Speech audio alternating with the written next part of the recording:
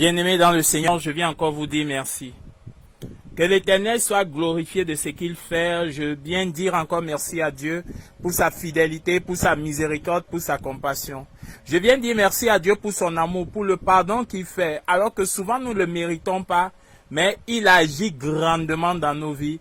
Voilà pourquoi je viens élever les mains, je viens élever sa saveur, je viens élever sa grandeur pour lui dire, Éternel mon Dieu, je te dis merci. Je vais prier. Papa, j'implore encore ton pardon pour le manque de fidélité, pour toutes choses que j'ai pu faire, j'ai pu dire, j'ai pu toucher qui ne t'ont pas honoré. Je viens sincèrement, humblement, de tout cœur implorer ton pardon. Je m'agenouille afin que le ciel, les cieux, la terre, Seigneur Dieu de grâce, voient mon adoration envers toi. Toutes mes choses n'est que, Seigneur Dieu de grâce, je me soumets à toi. Je veux t'adorer, je veux te représenter, je veux que Seigneur Dieu de grâce, Papa, tu m'utilises, qu'au travers de toi, qu'au travers de moi, on voit ta gloire. Voilà pourquoi je me soumets en toutes choses. Papa, en ce jour encore, je m'abandonne à toi.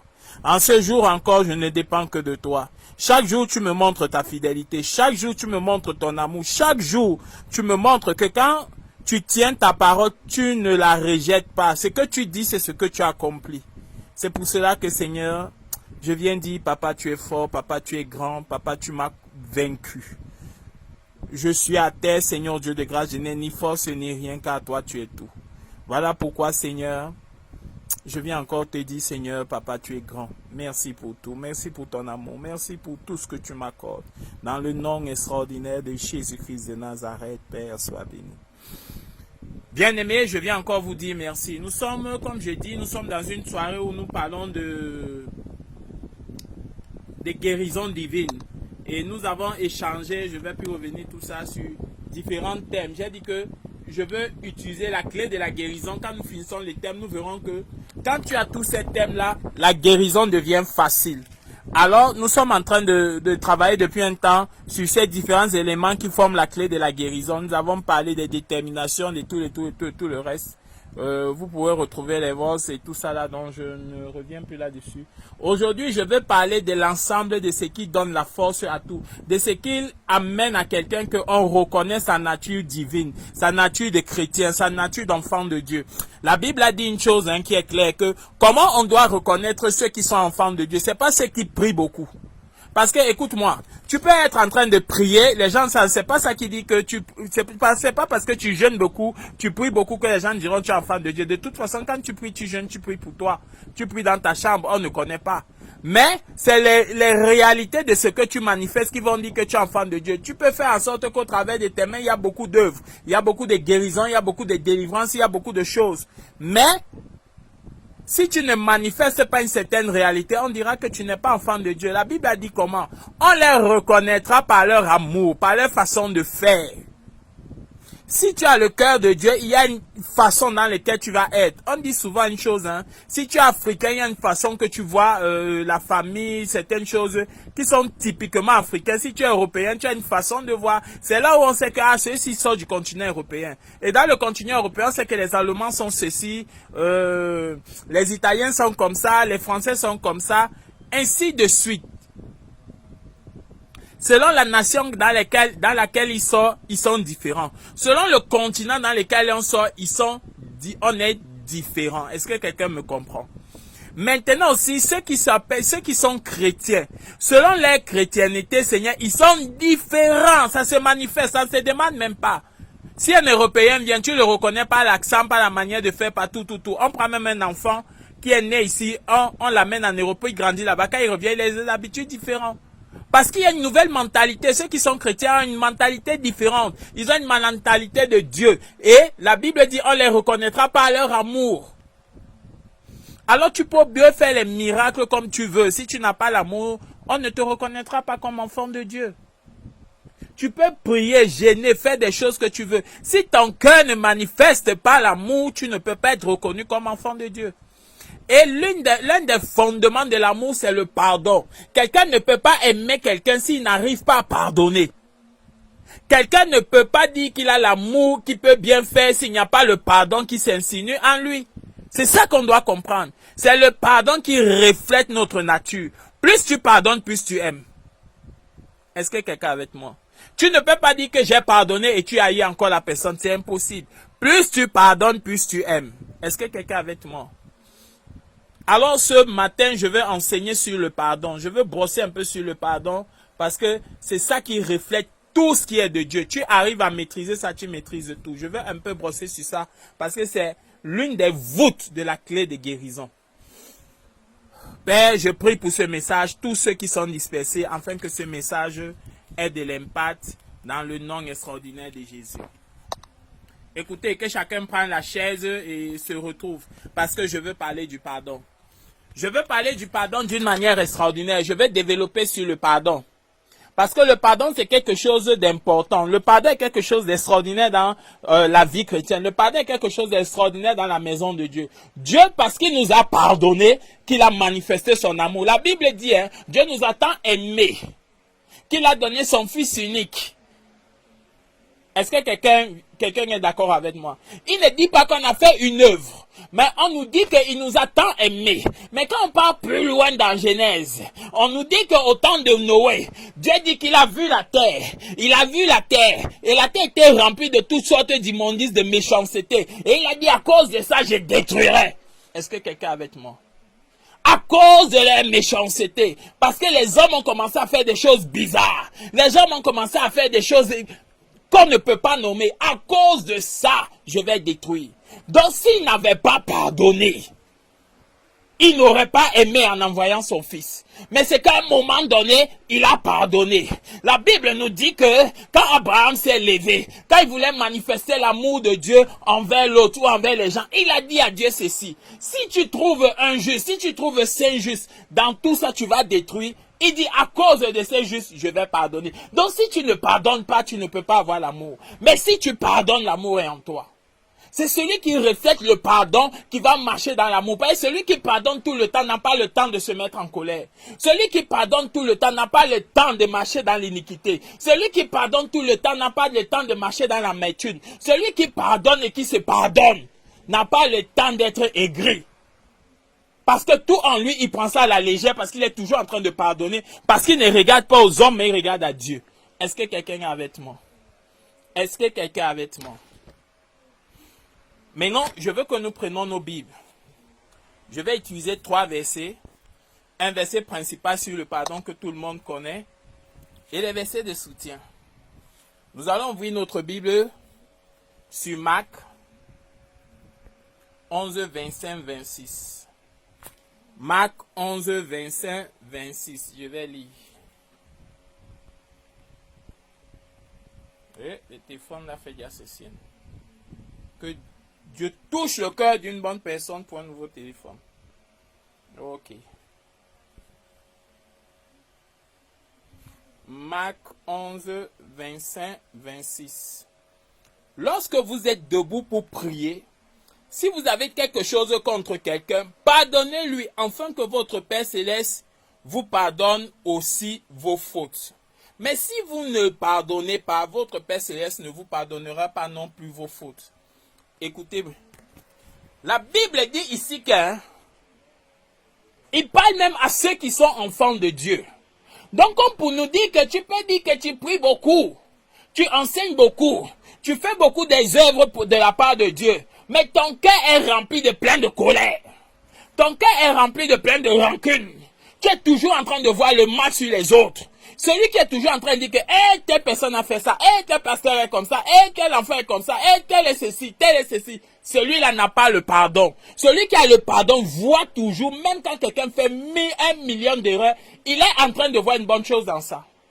Celui qui pardonne tout le temps n'a pas le temps de s'arrêter sur les fautes des autres. N'a même pas le temps de commenter sur ça parce qu'il a déjà pardonné dès l'instant où il a vu. Oh, est-ce que quelqu'un est avec moi? Celui qui a le cœur de pardon n'a pas le temps de pleurer sur une situation parce qu'il sait qu'en pardonnant, il a remis ça à Dieu. Et la Bible nous dit ici que Dieu dit, celui qui pardonne, celui qui est en train de prier, dans un chrétien qui sait qu'il prie, il jeûne, il fait les choses de Dieu. Mais si dans ton cœur, tu ne connais pas le pardon, ça sert à rien. Alors c'est pour ça qu'il lui dit, celui qui est en train de prier, comme tu pries là, pour que ta prière monte, si tu constates qu'en toi-même, il y a quelque chose de ton frère en toi, qu'est-ce que cela veut dire? Ça veut dire que si tu constates qu'en toi-même, tu es toujours en train de faire le congossa de ton frère, de ta sœur, si tu constates qu'à toi-même, tu es toujours en train de critiquer les autres, si tu constates qu'à toi-même, tu connais tous les erreurs des autres, si tu constates qu'à toi-même, tu es en train toujours de développer comment l'autre est faux, comment l'autre est menteur, comment l'autre fait l'iniquité, comment l'autre fait ceci. Si en toi-même, tu sais que tu es toujours en train de mal parler des autres, parce que c'est toi ce qui connais, c'est toi ce qui voit Dieu, c'est toi ce qui connaît Dieu, c'est toi ce qui parle de la part de Dieu, c'est qu'il y a un problème.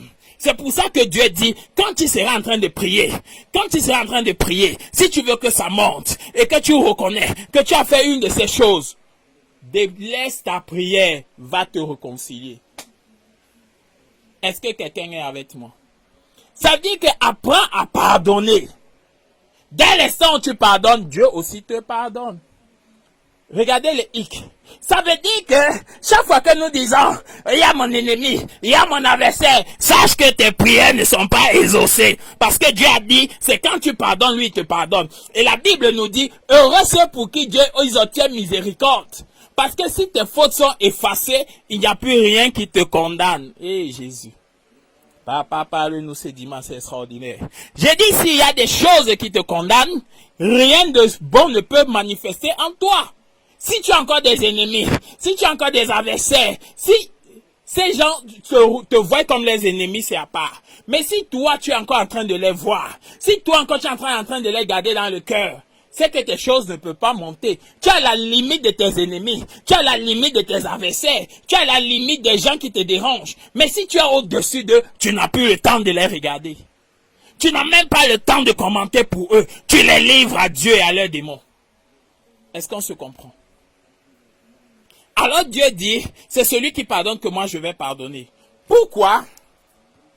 Parce qu'il a dit ceci. Dans le livre de Psaume 103, à partir du verset 3, j'ai mis celui que Dieu a déjà donné le pardon. Écoutez un peu ce que Dieu dit.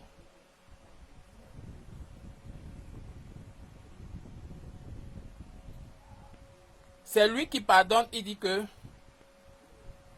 parce que Dieu t'a pardonné. C'est lui qui pardonne toutes les fautes, qui guérit toutes les maladies, celui qui délivre ta vie de la tombe, qui te couronne de bonté et de compassion. C'est lui qui rassasie les biens de ta vieillesse. C'est lui qui fait rajeunir comme l'aigle. L'Éternel fait justice, il fait droit à tous les opprimés. Il a fait connaître ses voies à Moïse. C'est eux fait aux enfants d'Israël. L'Éternel fait grâce. Il est rempli de compassion, il est là en colère et riche en bonté. Écoutez. Quand Dieu t'a pardonné, tout te devient accessible. Les choses te résistent, pourquoi? Parce qu'il n'y a pas encore le mandat oui et amen de Dieu sur ta tête. Tu peux être enfant de Dieu, mais pourquoi les choses te résistent? Tu peux être enfant de Dieu, pourquoi les choses te réclament? Tu peux être enfant de Dieu, pourquoi l'esprit résiste quand on dit pas, je n'ai pas, alors que tu es enfant de Dieu? Il y a un problème. Le problème vient du fait que ton cœur est encore attaché à leurs choses. Quelqu'un ne peut pas dire que je suis attribué au royaume céleste, mais c'est lui qui est cupide.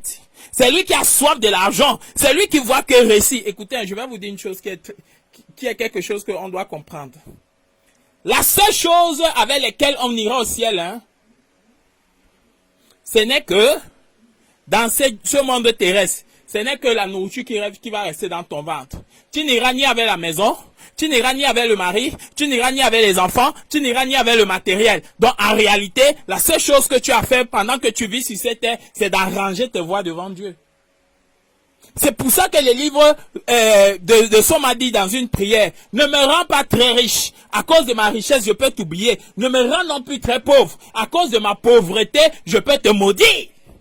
Mais laisse que je sois équilibré, que je puisse manger à ma faim, je puisse faire ceci, je puisse faire ceci, je puisse faire ceci, sans regarder l'autre. Mais nous nous battons pour des choses que nous ne devons pas nous battre, alors qu'en réalité, nous devons nous battre parce que simplement si on est chrétien, nous battons pour entrer au ciel. Mais combien de fois, combien de personnes jeûnent parce qu'ils disent à Dieu, Seigneur, laisse que j'entre au ciel. Il y en a peu, pour ne pas dire qu'il n'y en a même pas. Mais les gens se battent plus, mon enfant est malade. Les gens se battent plus, je veux me marier. Les gens se battent plus, je vais enfanter. Les gens se battent plus, je veux le travail. Écoutez, tu peux avoir le travail, tu peux en enfer. Tu peux avoir le mari, tu peux en enfer.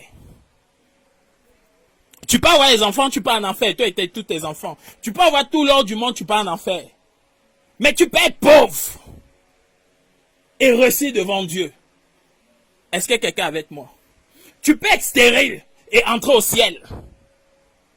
Tu peux être célibataire et entrer au ciel. Mais parce que Dieu nous aime et qu'il a créé toutes ces choses, il les donne à ses enfants parce qu'il veut qu'ils s'épanouissent. Mais ta priorité, c'est comment marcher avec Dieu. Le reste là n'est qu'éphémère. Est-ce qu'on se comprend? Maintenant, voilà pourquoi les gens prennent beaucoup de temps pour se battre par rapport à ça. Parce que c'est accroché en eux. Parce qu'eux-mêmes veulent que ça.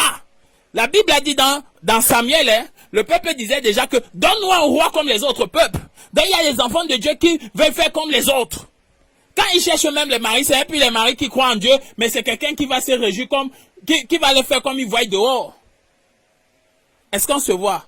Il ne regarde plus les critères selon ce que Dieu veut, mais il regarde les critères selon ce que Facebook ou je sais pas moi quoi montre. Est-ce que quelqu'un est avec moi? Mais la Bible nous dit ici que si nous voulons que Dieu nous pardonne, ayons le cœur de Dieu. Nous aussi pardonnons les autres. Et pour pardonner quelqu'un, il faut que tu l'aimes. Et tu ne peux pas aimer quelqu'un que tu détestes. Tu ne peux pas aimer quelqu'un qui te froisse. Tu ne peux pas aimer quelqu'un qui te déchire. Mais comment tu vas faire? On ne dit pas que l'autre va changer, mais c'est toi qui dois changer pour être au-dessus. Pour que chaque fois que tu regardes ces choses, tu minimises. Parce que l'être humain est méchant. L'être humain est sorcier. L'être humain est hypocrite. Alors qu'est-ce que tu fais? Même s'il sort de ton sang, il est hypocrite, il est méchant. Alors qu'est-ce que tu fais? Tu ne regardes plus ses œuvres. Tu ne regardes plus ses trucs. Tu évites que ces choses t'entachent, te dérangent. Si tu te retrouves plus là où il fait ces choses, c'est pas que tu le fuis. On est dans le bonjour, bonsoir, on est dans l'accompagnement, autre chose. Mais je me retrouve pas dans les mêmes lieux qu'ils sont parce qu'on n'est pas dans le même caractère. Aussi simple que ça. Je regarde plus ce qu'ils font. Ça n'a plus d'espace dans ma vie. Je regarde à autre chose qui est Dieu. Est-ce qu'on est ensemble? La Bible a dit encore une chose. Plus grand commandement, c'est quoi? Vous allez regarder ça dans Matthieu 22, 37. Oh, j'ai dit que je ne bavarde pas beaucoup.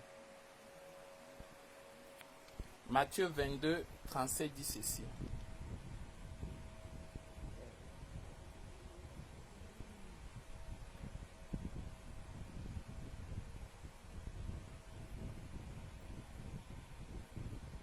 Tu aimeras le Seigneur ton Dieu de tout ton cœur, de toute ton âme, de toute ta pensée. C'est le premier commandement et le plus grand. Et voici le deuxième qui lui est semblable. Tu aimeras ton prochain comme toi-même. Ces deux commandements dépendent de toute la loi et les prophètes. Ça veut dire en réalité, si tu aimes Dieu de toute ta force, de toutes tes choses, ça veut dire que tu ne peux pas maudire l'homme qui est fait à son image. On n'a pas dit que c'est les chrétiens qui sont faits à l'image de Dieu. La Bible nous a dit en Genèse. Ce n'est pas ceux qui ont accepté Jésus qui sont faits à l'image. C'est l'être humain en général. Homme avec grand H. Qu'il soit musulman, qu'il soit pentecôtiste, qu'il soit catholique, qu'il soit je ne sais pas moi quoi. C'est lui qui est fait à l'image de Dieu. Et une telle personne, tu ne peux pas dire que tu ne l'aimes pas. Et quelqu'un que tu aimes, tu ne peux pas maudire. Quelqu'un que tu aimes, tu ne peux pas dire que tu ne le pardonnes pas. Parce qu'il est fait à l'image de ton Dieu. Et si tu aimes ton Dieu, tu pardonnes toutes ces choses. Tu acceptes toutes ces choses. Est-ce qu'on se comprend? Est-ce qu'on est ensemble? Comprenons cela. Ça veut dire que si tu veux être guéri, si tu veux avoir les choses sur cette terre, apprends à pardonner. Ne regarde plus les méfaits des gens, mais marche avec le pardon. Lève-toi le matin en priant, en disant, Seigneur, je pardonne déjà le nombre de personnes que je vais voir. Je pardonne déjà les mauvaises paroles que les gens vont me dire. Je pardonne déjà la méchanceté des gens. Et en faisant ça continuellement, l'Esprit de Dieu transformera ton cœur. C'est sur ça que nous devons nous battre, pas pour autre chose. Ça dit avant de dormir, Seigneur, je pardonne. Papa, je me pardonne moi-même. À cause de certaines choses que je fais, à cause de certaines choses que j'aspire, à cause de mes mauvaises pensées, je me pardonne. À cause de parce que ma bouche a maudit, ma bouche a parlé mal. Je me pardonne d'abord. Et maintenant, je pardonne les autres. Même quand je vois les erreurs, je n'ai pas le temps de communiquer sur ça, je les pardonne. J'implore le pardon de Dieu pour tous les oies et autres que j'ai méprisés, j'ai critiqués. À partir de maintenant, je fasse ça de ma bouche. Je ne vois que ce qui est bien dans quelqu'un et je dois le pardonner en croyant qu'il y aura un effort parce que Dieu m'a pardonné, repardonné jusqu'à maintenant. Alors voilà pourquoi moi aussi je dois pardonner les autres. Et Dieu me fera grâce, il ouvrira les ciels. Tu peux pas avoir un cœur méchant et tu veux le pardon de Dieu. Tu peux pas continuer à agir dans les conneries et tu veux le pardon de Dieu. Alors pour que Dieu te pardonne, manifeste cette réalité. Toi-même pardonne-toi d'abord. Et celui qui se pardonne ne retombe pas dans ses dérives. Est-ce que quelqu'un me comprend? Celui qui commence à se pardonner, à pardonner les autres, c'est que je dois faire attention pour l'autre. La Bible a bien dit, aime ton prochain. Le prochain que tu aimes là, tu ne peux pas accepter le faire du mal. Si tu sais que ce que je fais, je n'aimerais pas qu'on me fasse, alors laisse ça. Le prochain n'est pas, c'est prochain. C'est-à-dire que si toi tu es marié, tu sais que ton conjoint, ta conjointe, tu lui fais souvent du tort à cause de certaines erreurs. Et que toi-même, si on te fait ça, ça te fera un genre. Tu arrêtes. Et tu implores son pardon et tu demandes pardon à Dieu par rapport à toi-même. Celui qui est continuellement dans le pardon, l'ennemi quitte derrière lui. La méchanceté quitte derrière lui. Celui qui est toujours en train de se pardonner, ben, tu ne vas pas revenir à Dieu toujours sur le même sujet. Parce que toi-même, tu te pardonnes d'abord. Les choses là disparaissent en toi. Voilà pourquoi je prie ce dimanche. Que Dieu nous donne le cœur à pardonner, à se pardonner, à pardonner et à marcher selon les paroles de ce pardon. Que l'Éternel nous touche, qu'il se glorifie, que ce message ait de l'impact, que ce message témoigne encore de l'amour, de la miséricorde, de la compassion de Dieu. Dans le nom de Jésus, Père, j'ai prié. Amen.